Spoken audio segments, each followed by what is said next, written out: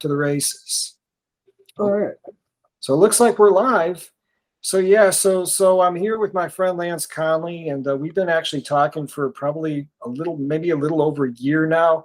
And it actually started back when, because Don Preston he blocked a bunch of people on his YouTube channel because someone had made the claim that Lance Conley was operating under a number of different names. Yeah, I told you about that. So he actually blocked a bunch of people, and he was going to block me. And I told him, I says, hey, I don't know who Lance Conley is.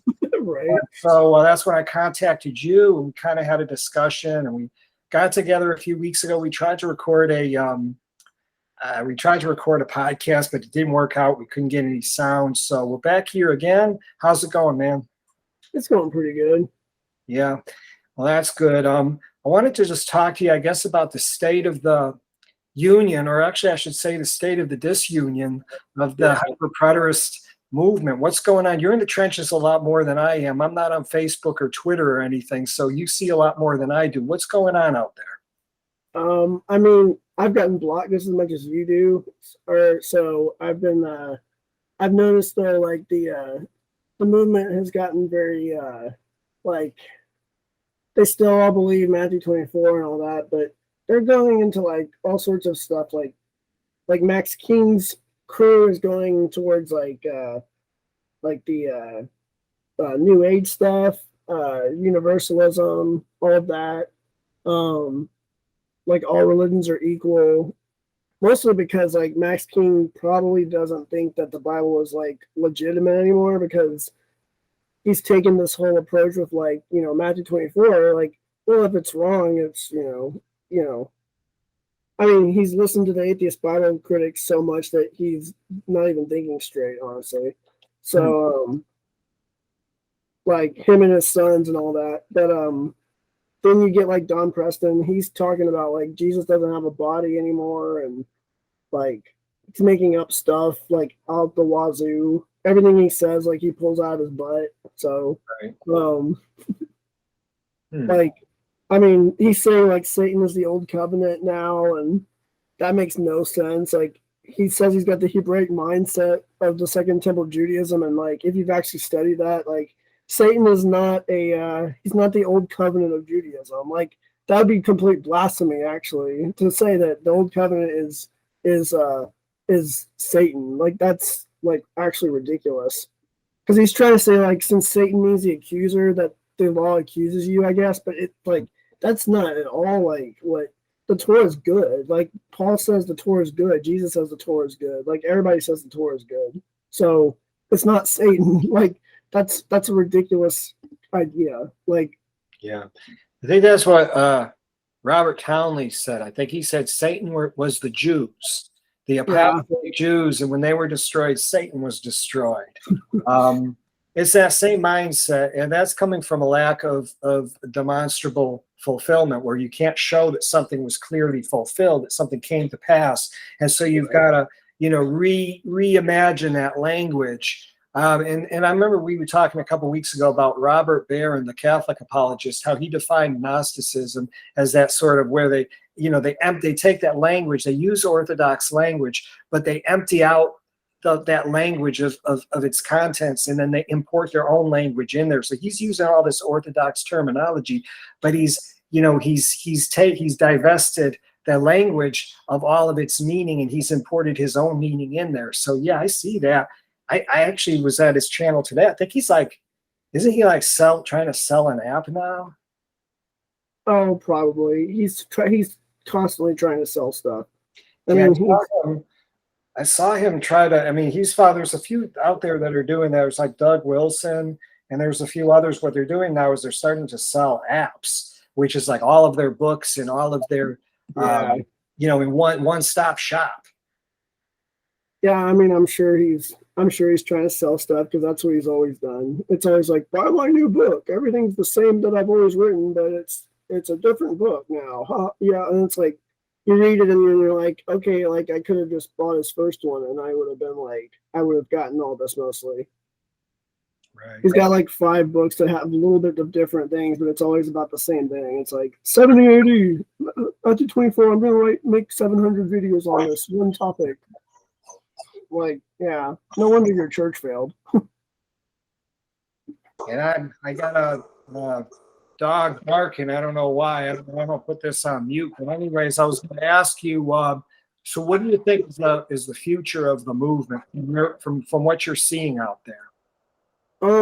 My personal belief about the future of full preterism is that I'm sure until Jesus comes back, somebody will try to push it, but I think at least for this movement in particular, like it's going to go like Oneida, which Oneida is a full preterist cult that was in the 1830s, and it ended up like they were like into like free sex, all this other weird stuff, like because they believed that since things happened already, like you were not in marriage anymore, so they were like, ooh, it's free, you can have sex with anybody's wife, they actually share people's wives and husbands, and they had the kids too, like the kids would have to once they turned like 15 or something, they would have to get with the old people to practice, and yeah, so gross stuff, like very gross.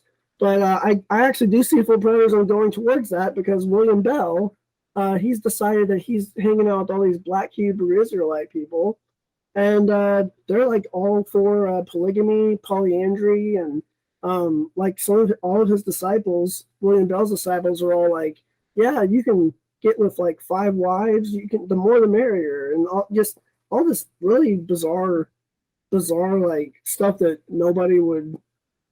I mean, like Paul says, if you're going to be a teacher, you get 1 man and 1 woman. Like it's 1 man and 1 woman. That's it. Like that's what he says. The Christian church was very strict about marriage, and they were stricter than what Judaism at that time was, and what like Romans were actually, because Romans would be like, you can only have 1 wife, but you can. Well, actually, they did have multiple wives sometimes. It just depended on your the caste system. But like yeah, I think the future is like there's some that are going to go universalist, like always. Some are going down the Israel only path where they're like anti-universalism. Nobody gets saved after 70 AD. That's going to die off because they're just going to become atheists, and that's, who cares? Like they're going to be trolls. Like that's all it is.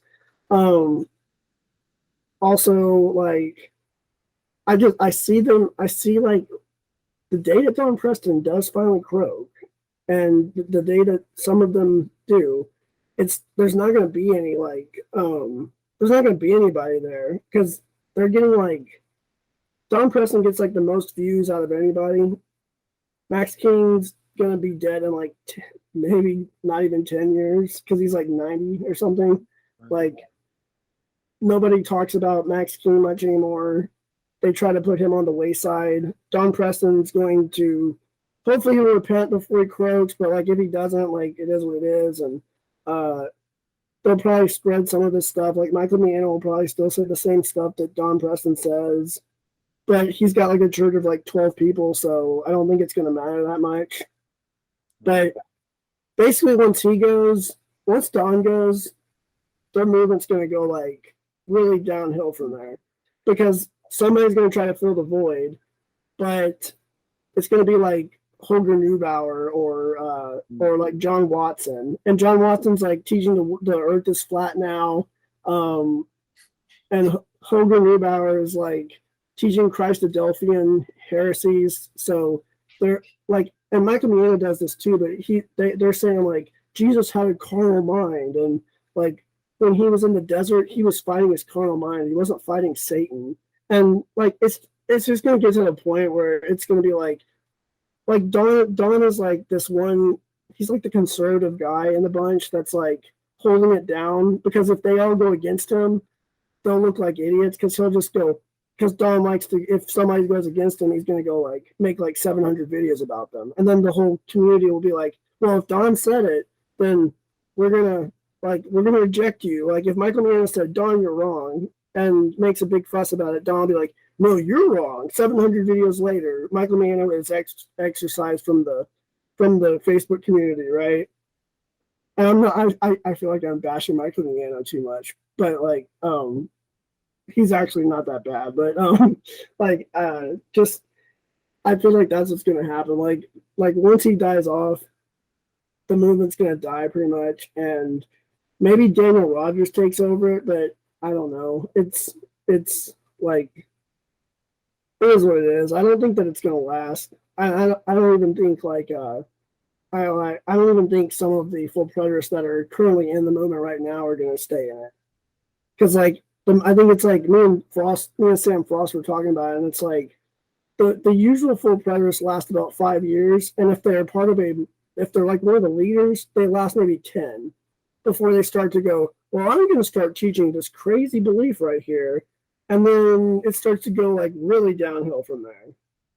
And then maybe if they're lucky, they get like a Don Preston or William Bell, where it's like, I've been a full preterist for ever since 1973 when I met Max King, and he told me blah blah blah blah blah, and I said, "Ooh, that sounds perfect. I should make a cult out of that."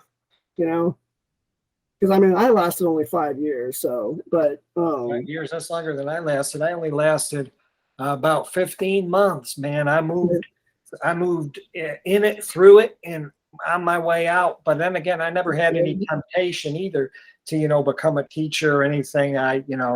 But I could see where that temptation would keep somebody in the movement longer. Do you see that? It probably kept me in longer because I mean, I was trying to manage this big giant group on Facebook. Like, it was like a Bible group, and that's the reason Don Preston liked me so much, because I had this big group that he could like get on and like kind of evangelize to and tell people about full preterism. Because when I was being a full preterist, I was teaching it, right?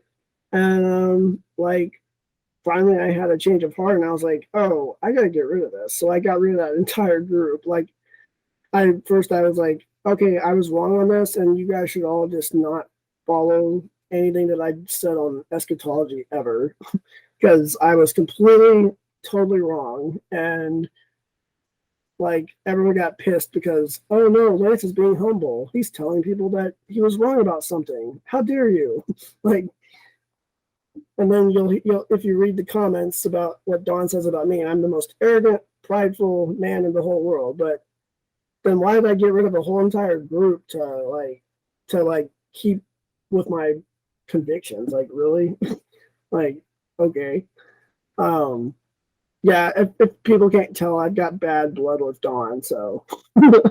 And I knew that because your book, when I read your book, it's called Hope Resurrected. If anybody, I'm sure you still give out PDF copies. Yes, I give it for free. I don't, if people buy it, I'm like, that's cool. If you want to buy it, that's great. But I give it for free most of the time. If you just talk to me, I will give you like my email and I'll give it to you for free. So I was reading that book, and it was really a lot of great stuff in there. And it just basically really stresses that historic aspect, historic Christianity, which is pretty cool. But that's one of the issues that I've been hitting on from the very get-go for actually since I left full preterism is, historic faith, the historic faith, the historic faith. And I thought you really ravaged Don's view of theology in general. You just gutted him from one right up the middle. And I can imagine where he would have gotten very, very upset over that process. I also read one of the debates that you did with him. It was posted to, I think you posted it to one of your WordPress blogs. Mm-hmm. Very, very excellent. And so he didn't want to really do a lot of interacting with you. He's been talking, about, I'm going to, refute William Gregg, who I don't really know much about. He's going to refute this guy. He's going to refute that guy. It seems like he's kind of got his hands full. He's kind of slowing his gears a little bit now, where he's got, I understand the man's got some health problems, and I don't wish that on anyone. I hope he recovers. But at the same time, I can see what you're saying, where once, when he goes, it's going to be hard to fill those shoes, because he's been at the forefront of the movement for many, many years. But I could see where he would take your opposition to heart, because you really did do some damage to his position. Yeah, I mean, the thing is, I started out really nice with Don, actually. Like, people cannot say that I started out like really mean with Don. Like, I used to be very respectful, very nice, But the moment you start lying about me or accusing me of just like some of the most bizarre things, like I'm just like I had a surgery, right? I've got leg problems, so I had a surgery, so I had to take some drugs for pain pills. Well, somehow this gets back to Dawn, and somehow the full preterist community ends up, because I did defend this one guy that was I'm not gonna say his name, but he's an addict and he's been trying to get off for years. So I defended this guy one time because I was like, I was on pills and I was like, it is hard to stop them sometimes. Like once you get on them, it's kind of hard to stop after a while. But I was able to stop, but this guy wasn't able to. But I defended them because they were talking crap about him. And I'm like, no, that's not right. Like, you know, but somehow this turned into Lance is a druggie and Lance does drugs and Lance is on popping pain pills all the time. And it's like, okay, like how did that come up? And just I've been accused of all sorts of crazy stuff. And it usually ends up turning out that it's the full predators is projecting their sinful behaviors onto me that they're actually doing. So, that's what happens a lot of the time.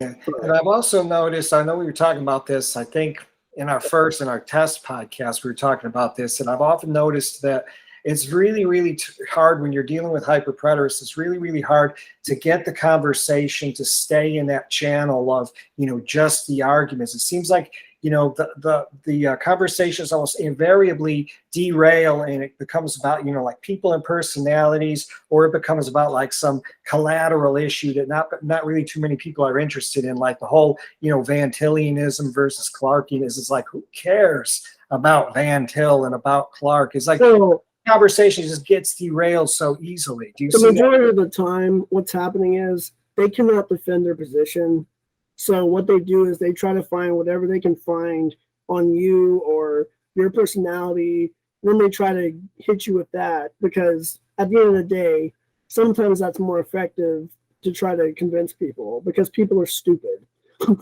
like I don't mean to be a pessimist, but like people in general can be kind of stupid. I can too, like we all can, but like people's biases come out and then they're like, well, I kind of like that John Watson guy. He seems like a nice guy. Like he's talking crap about that Conley guy. That Conley must be a bad guy because I like John. He's cool, so that kind of happens. But yeah, like I can see it. Like most of the time, I have tried so many times to have just a civil discussion with a full preterist. Like I even try to get it in person. I'll be like, hey, let's talk like you and me are talking right now, right? And they refuse. They absolutely refuse. And I think it's because like the last time I did that, like the dude was like, crap, you're not a bad guy. You're actually a pretty nice guy. He had to admit, like, you're a nice guy, Lance. I'm like, yeah, thanks, I guess. And then it was like, dang it, like, you might be right. Like, had to admit, like, you might have a point. Like, I'm going to sound stupid if I say this, like, on a live discussion feed that, like, your point that you just made, like, makes absolutely zero sense. Like, I'm just going to sound like a stupid flat earther. Like, I mean, it's gotten to that point sometimes when I have live discussions with these people where it's like, okay, why do you believe this? Like, and I'm listening to them, I'm hearing them out, and they're just like, they start to realize, like, damn, this is really inconsistent. This is really not, because I'll a lot of times what I'll do is I will talk to them and I will come at it from their perspective. And I'll just go like, all right, so you believe this, right? You believe that the elect were elected in 78. They're like, yeah. I'm like, all right, so that's cool. All right, thanks for telling me that. All right, so how are you part of the elect? If the elect were elected in 78, because you can only elect one time, because that's how the Greek works. They're like, well, I think there's a new election. I'm like, where's that in the Bible? Shoot, I guess it's not in the Bible. Oh, dang it. It comes down to that kind of stuff. And you don't even have to be mean, but it's just like, they, it's what it is. It's dealing with a cult. Like you're dealing with a cult mindset. So definitely. Yeah, it's a cult, all right. And I don't know, man. I think it's, I think you've presented a pretty fair and honest picture of what the movement is and where it's going. And it seems like, seems like the movement will go into remission from time to time. Like it'll be really strong and it'll be buoyant, and, you'll really see people take off. And then all of a sudden it has a tendency to peter out a lot. I've seen it happen a few times over the years. And that's one of the reasons why I got out of apologetics around 2011, because I felt I had said everything I could say, and I saw the movement begin to peter out. And it just has a tendency to do that. It goes into remission, but then it pops up again in through some other teacher, or through some book, or through some debate. It has a tendency to do that. But I've seen it as the lowest point, and it seems like it's really doing poorly now. Do you get that same impression? Yeah, I mean, so I was looking. I mean, I've been kind of compiling a history of full preterism. I've got it in my book too, but so it starts off with Robert Townley basically, and then it just dies off for a long time, and then Max King, I don't know where he found it, but I'm sure he read Robert Townley. He had to have, or something. He had to have come up with this somehow. I know that he read Atheist Bible Critics, and he was like, wow, they got good points. The Jesus seminars, those have been debunked now, but back then, during his time, they were pretty good arguments still. They weren't great arguments, but they were they were kind of fair arguments about the historical Jesus and all that. And so I'm sure Max King read that and he was like, oh crap, I'm a fundamentalist preacher from the Unitarian Church, and I don't know what to do, right? So, he already denied Jesus as God since he's a Unitarian. So he's just like, all right, well, I got to fix the resurrection of the dead, and I got to fix this. So how do I fix this? Oh, well, I'll just say Jesus came back in 70 AD, because that's when the temple fell.